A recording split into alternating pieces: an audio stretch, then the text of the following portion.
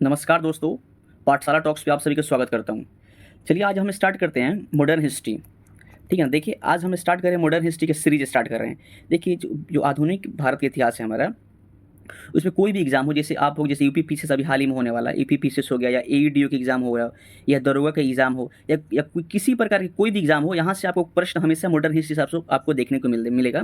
तो हम क्या कर रहे हैं, जो पाठशाला टॉक्स है, इस चैनल पर आज मतलब हम स्टार्ट कर रहे हैं यूरोपीय कंपनियों का आगमन। इसको जितने भी मॉडर्न हिस्ट्री में जहाँ से क्वेश्चन हमेशा लगातार आपको देखने को मिलेगा, पूछता है हमेशा, मतलब उस सारे चैप्टर को मेरे द्वारा कंप्लीट करवाया जाएगा। तो इस सीरीज़ को मतलब आप लोग, मैं इस जितने भी मॉडर्न हिस्ट्री के जितने भी टॉपिक होंगे, इसको मैं एक प्लेलिस्ट के माध्यम से बना करके आपके सामने में पेश करूँगा। तो ये जो मेरा पहला जो मेरा वीडियो है, पहला है इस सीरीज़ में, फर्स्ट वीडियो है, मैं इसमें तो डाल रहा हूँ। इसमें हम लोग स्टार्ट करेंगे आज से यूरोपीय कंपनियों का आगमन। ठीक है ना? अब हम लोग पढ़ना स्टार्ट करते हैं यूरोपीय कंपनियों का आगमन। देखिए जो हमारे जो भारत में जितने भी विदेशी कंपनियाँ आई, जैसे इस विदेशी कंपनी आने से पहले यहाँ पर मुगल साम्राज्य था। ठीक है ना?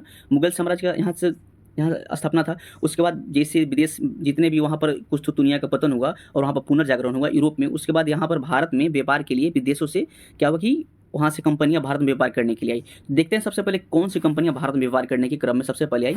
जो भारत में जो जितने भी कंपनियाँ आई, वो समुद्री मार्ग से भारत में प्रवेश की। ठीक है? तो सबसे पहले देखते हैं इनका क्रम क्या है। हम एकदम क्वेश्चन फॉर्म में बताएंगे, ज़्यादा डिटेल नहीं करेंगे। जो जितने भी क्वेश्चन पूछे जाते हैं, जितने कोई भी एग्जाम हो, वो मतलब जहाँ से मॉडर्न हिस्ट्री पूछता है, वहाँ से यहाँ से क्वेश्चन आने की संभावना आपको देखने को मिलेगी। देखिए सबसे पहले हम स्टार्ट करते हैं यूरोपीय कंपनियों का आगमन। देखिए कंपनी का सबसे पहले क्रम देखें तो सबसे पहले हमारे देश में सबसे पहले कौन है? पुर्तगाली आई। 1498 में सबसे पहले पुर्तगाली आई। फिर उसके बाद क्या, 1608 में अंग्रेज आई। फिर 1602 में डच आए। फिर डेनिश आए। फिर फ्रांसीसी आए।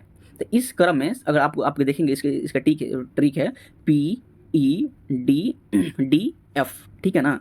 पुर्तगाली, इंग्लैंड, डच, डेनिश, फिर फ्रांसीसी। मतलब यूरोपीय कंपनी अगर भारत में अगर आने का कोई क्रम पूछे, ठीक है, तो इस प्रकार हम लोग देख लेंगे कि कैसे पुर्तगाली, अंग्रेज, डच, डेनिश, फिर फ्रांसीसी। ये हमेशा आपको यहाँ मतलब सीरीज मिलाने को मिलता है कि यूरोपीय जो कंपनियों आने का क्रम क्या था। ठीक है ना? यहाँ से याद कर लीजिए, पुर्तगाली, पुर्तगीज, अंग्रेज, डच, डेनिश, फिर फ्रांसीसी। चलिए हम आगे आगे बढ़ते हैं। देखिए अगर व्यापारियों का आने का अगर क्रम पूछ ले, अगर व्यापारी सबसे पहले किसने आए, तो सबसे पहले भारत में पुर्तगाली आए, फिर डच आए, फिर इंग्लैंड आए, फिर डेनिश आए, फिर फ्रांसीसी आए। ठीक है? इस सीरीज आपको हमसे याद की। यहाँ से देखिए कंपनियों का आने क्रम और व्यापारियों का आने क्रम। तो इसका देखिए, इसका हो जाता है PDEDF। ठीक है? और इसका हो जाता है PEDDF। ठीक है ना? तो दोनों का मतलब आप शॉर्ट में याद कर सकते हैं। ठीक है? तो यहाँ से क्वेश्चन हमेशा आपको देखने को मिलेगा कि व्यापारियों का आने का क्रम और कंपनियों का आने का क्रम। ठीक है? इस प्रकार सबसे पहले देखिए, सबसे पहले भारत में जो आई वो पुर्तगीज आई, पुर्तगाली कंपनी आई। तो हम सबसे पहले डिटेल करते हैं पुर्तगाली कंपनी को। ठीक है? जो पुर्तगाली कंपनी है जो भारत में आई, सबसे पहले पुर्तगाली कंपनी 1498 में, जो व्यापारी थे 1498 में, वास्को डी गामा सबसे पहले भारत आते हैं। ठीक है ना?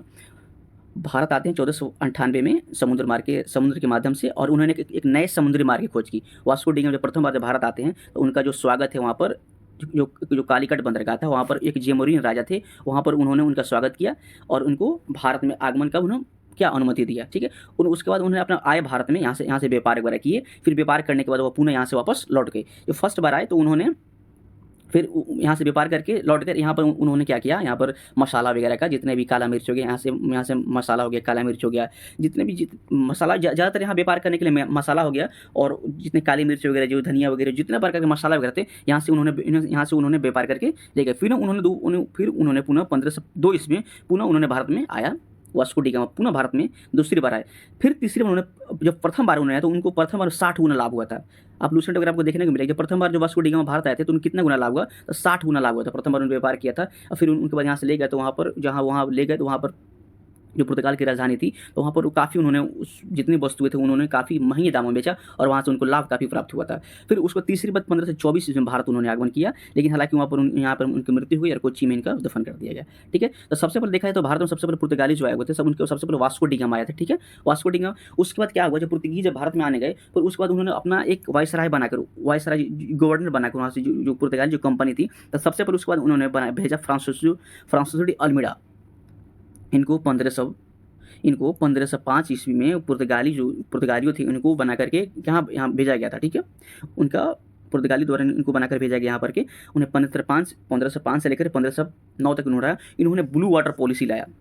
इसको बोलते हैं शांत जल की नीति। अर्थात कोई भी व्यक्ति अगर समुद्र में अगर व्यापार करता है तो इनके द्वारा, मतलब जैसे पुर्तगीज आए तो यहाँ पर देखे कि यहाँ पर राजा की स्थिति क्या थी, यहाँ पर छोटे छोटे क्षेत्रीय जो राजा थे उनकी स्थिति क्या थी, उनके आपस में जो मुगल साम्राज्य था उनका विघटन हो रहा था, जिसके पतन क्या मतलब पतन नहीं कर सकते, तो उस समय जब आए थे तो उसमें मुगल जो काल था मतलब अपने चरम पर था। लेकिन उसके बाद धीरे धीरे मुगलों का पतन होने लगा और औरंगजेब की मृत्यु के बाद देखने को मिलता है धीरे धीरे मुगल पतन की ओर जाने लगे।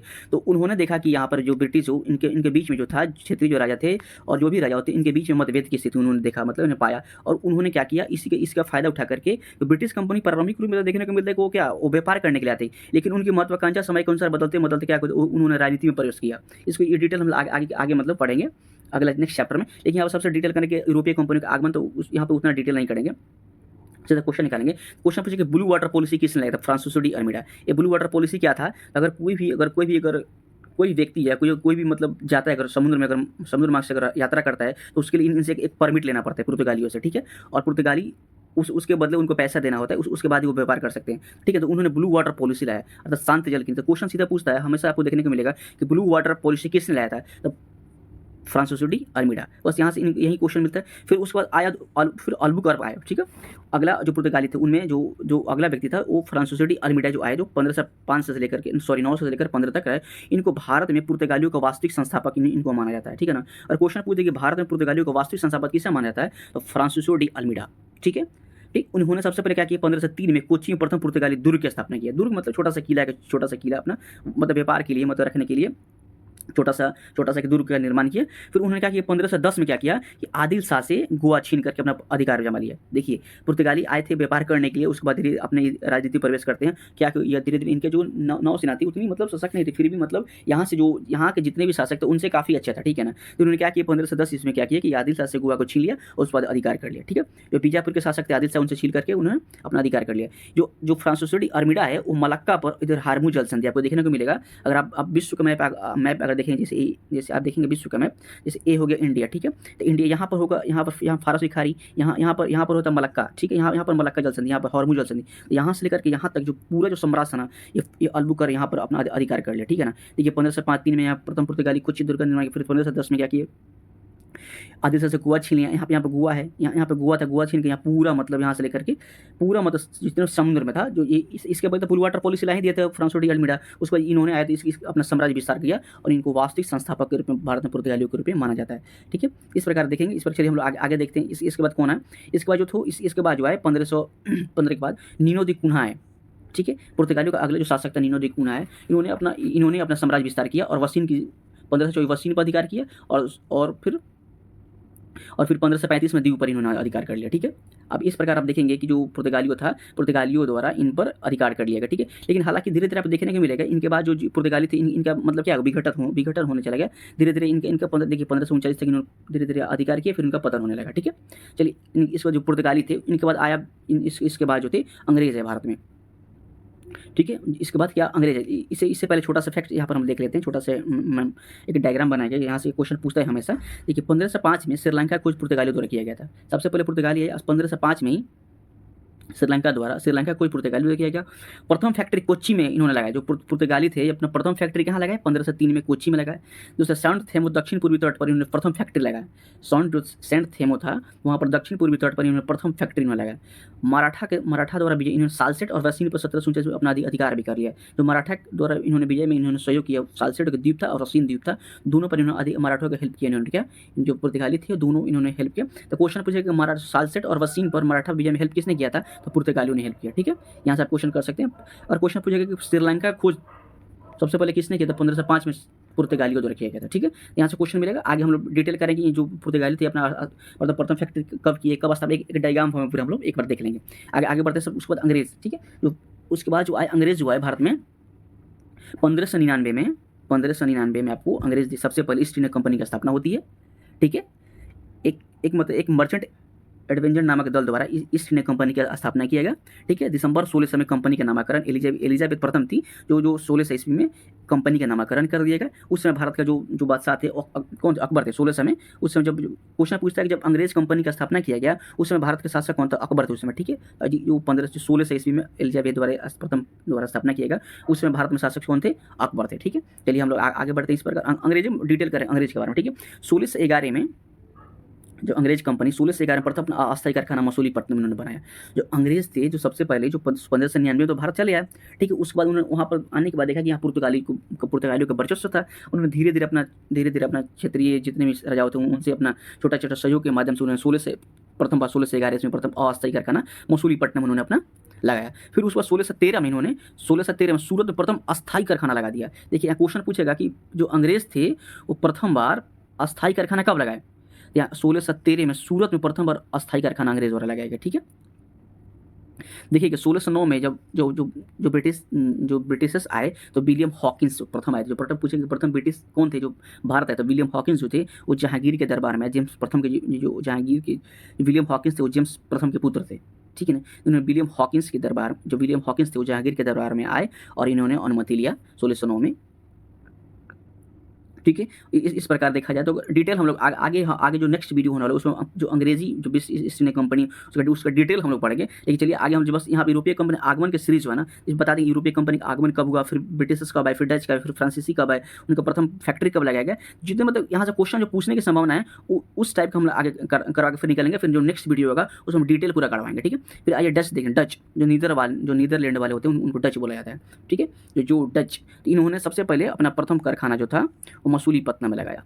ठीक है, और पुलिकट को इन्होंने सबसे पहले अपना मुख्यालय बनाया। क्वेश्चन पूछेगा नीदरलैंड का मुख्यालय कहाँ था, तो जो भारत में नीदरलैंड का मुख्यालय जो था वो कहाँ था, पुलिकट में था। इन्होंने प्रथम कारखाना उन्हें मसूलीपट्टनम में इन्होंने लगाया। इन्होंने एक स्वर्ण पैगोडा चलाया। पैगोडा, इसको क्वेश्चन पूछा यहाँ पर कि पैगोडा क्या था डच द्वारा, तो स्वर्ण सिक्का जो था इन्होंने चलाया, इसको क्या बोलते थे, पैगोडा बुलाया था। ठीक है, चलिए आगे इनका जो पतन हो गया 1759 में 1759 में बेदरा का युद्ध हुआ। बेदरा के युद्ध में क्या हुआ कि इंग्लैंड, क्योंकि देखिए सबसे पहले पुर्तगाली का पतन हो धीरे होने के बाद फिर इंग्लैंड चले आए, जो अंग्रेज आए। अंग्रेज के बाद फिर इन्होंने नीदरलैंड आया। देखिए जो क्या हुआ कि कोई भी अगर व्यापार करता है तो चाहता है कि हमेशा हम ही मतलब क्या व्यापार करें। जो नीदरलैंड वाले थे इन्होंने व्यापार किया, लेकिन उन्होंने अपना भारत में अपना क्या उतना साम्राज्य स्थापित नहीं कर पाए। उतना बस ये व्यापार करने से व्यापार किए। लेकिन जब इनका प्रतिद्वंदी जो अंग्रेज था जो उस समझ लेगा कि यहाँ पर व्यापार करें तो हमको लॉस हो रहा है, इसलिए इन्होंने मतलब इनको हटाने साइड करने के लिए बेदरा का युद्ध हुआ। इंग्लैंड और डचों के बीच में इन्होंने क्या हुआ कि इंग्लैंड की जीत हुई, इनमें डचों की हार, इसके बाद बेदरा का पतन हो गया। ठीक है, बेदरा के युद्ध के बाद डचों का पूरी तरह से पतन हो गया। तो क्वेश्चन पूछेगा कि बेदरा का युद्ध कब किनके बीच में था, तो इंग्लैंड और डचों के बीच में। इसमें क्या हुआ, डचों की पूरी तरह से पराजय हुई और डचों के भारत से साम्राज्य मतलब डच तो भारत से पूरी तरह से यहाँ से मतलब चले गए।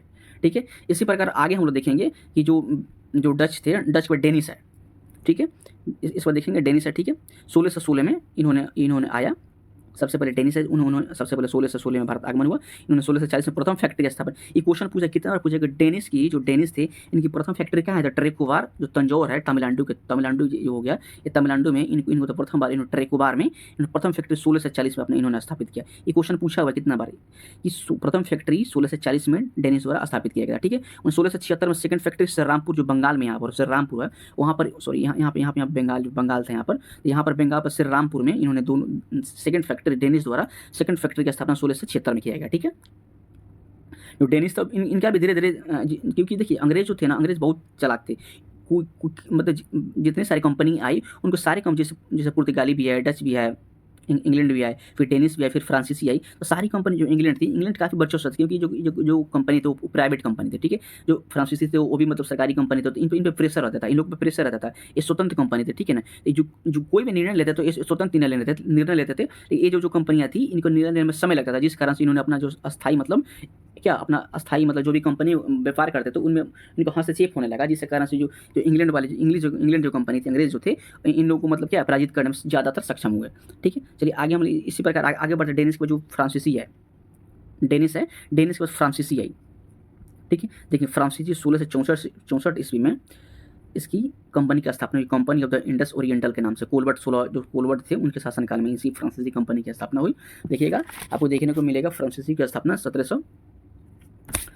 1764 में हुआ प्रथम, इन्होंने प्रथम फैक्ट्री सूरत में 1668 में फ्रैंक कैरो की मतलब सहायता से प्रथम फैक्ट्री इन्होंने 1668 में लगाया। ठीक है, क्वेश्चन पूछेगा कि फ्रांसीसी द्वारा प्रथम फैक्ट्री कब लगाया गया, तो 1668 में फ्रेंच कैरो की मदद से। ठीक है,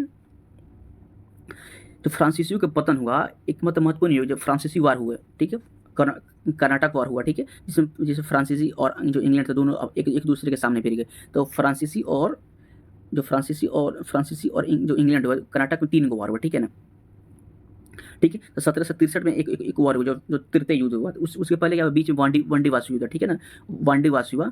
वांडीवास के युद्ध में क्या हुआ कि वांडीवास इंग्लैंड और फ्रांसीसी के बीच में हुआ। इसमें इंग्लैंड फ्रांसीसी को पूरी तरह से इस समय शासन में था। और डुप्ले के बाद इसके पहले डुप्ले गवर्नर बन के आया था फ्रांसीसी का। इसके बाद आया था जो इस समय सेंट आयरकूट के माध्यम से इन्होंने इंग्लैंड ने इनको फ्रांसीसी कंपनी को पूरी तरह से मतलब क्या कर दी, यहाँ से ख़त्म कर दी और यहाँ अपना रास्ता साफ किया। और यह मतलब सफल हो गया कि आने वाले समय जो थे ना, वो मतलब फ्रांसीसी का नहीं, इंग्लैंड का मतलब शासन होगा यहाँ पर भारत में। वो व्यापार करेंगे, स्वतंत्र निर्णय लेंगे, जो भी काम करना होगा अपना व्यापार करेंगे। और इन जितने भी सारी कंपनियाँ थी वो मतलब बाहर चली गई। ठीक है, तो वांडीवास का युद्ध पूछता है कि वांडीवास का युद्ध कब हुआ था, तो 1760 में वांडीवास का युद्ध हुआ। इसमें क्या हुआ कि अंग्रेज जो थे वो फ्रांसीसी को पूरी तरह से पराजित किए और वहाँ से फ्रांसीसी का पतन हो गया, वहाँ से मतलब चले गए। अब एक यहाँ एक मतलब छोटा सा मैप बना, यहाँ से क्वेश्चन देखिए हमेशा आपको देखने को मिलेगा कि ये प्रथम फैक्ट्री मतलब यूरोपीय कंपनी, वो प्रथम फैक्ट्री कब और कहाँ स्थापित की थी। जो पुर्तगाली थे वो प्रथम फैक्ट्री कोचीन में लगाया, कहाँ पर, 1503 में। डच जो थे वो मसूलीपट्टनम में लगाए 1605 में। अंग्रेज जो थे मसूलीपट्टनम में 1611 में। डेनिश जो ट्रकुनवार में थे, जो तमिलनाडु में, 1620 में। और फ्रांसीसी सूरत में 1668 में। आप यहाँ से आपको इस वीडियो को पॉज करके यहाँ पर स्क्रीनशॉट ले लीजिएगा। यहाँ से क्वेश्चन आपको हमेशा देखने को मिलेगा कि पुर्तगाली कोचीन में, डच मसूलीपट्टनम में, अंग्रेज मसूलीपट्टनम में, डेनिश ट्रकुवार में और फ्रांसीसी सूरत में। ठीक है, यहाँ से क्वेश्चन आपको देखेंगे। तो इस प्रकार हम जो पूरा जो वीडियो अपना है इसमें देख लिया कि मतलब जितने भी यूरोपीय कंपनियों का आगमन हुआ कि कौन से सबसे पहले पुर्तगाली आए, फिर डच आए, फिर इंग्लैंड आए, फिर डेनिश आए, फिर फ्रांसीसी आए। इस पर जितने भी यूरोपीय कंपनियों का उस पर आगमन होगा, देख ले कौन सी उसका स्थापना कब हुआ, कौन सा जो पुर्तगाली तो उसमें गवर्नर सबसे शासन उस समय गवर्नर में तब से जो शासन कौन था उसके द्वारा क्या क्या काम किए गए, किस प्रकार से जो भी मतलब यूरोपीय कंपनी के आगमन से प्रश्न पूछता है किसी भी एग्जाम में, वहाँ से मैंने पूरा डिटेल इसको एनालाइज करवा दिया गया।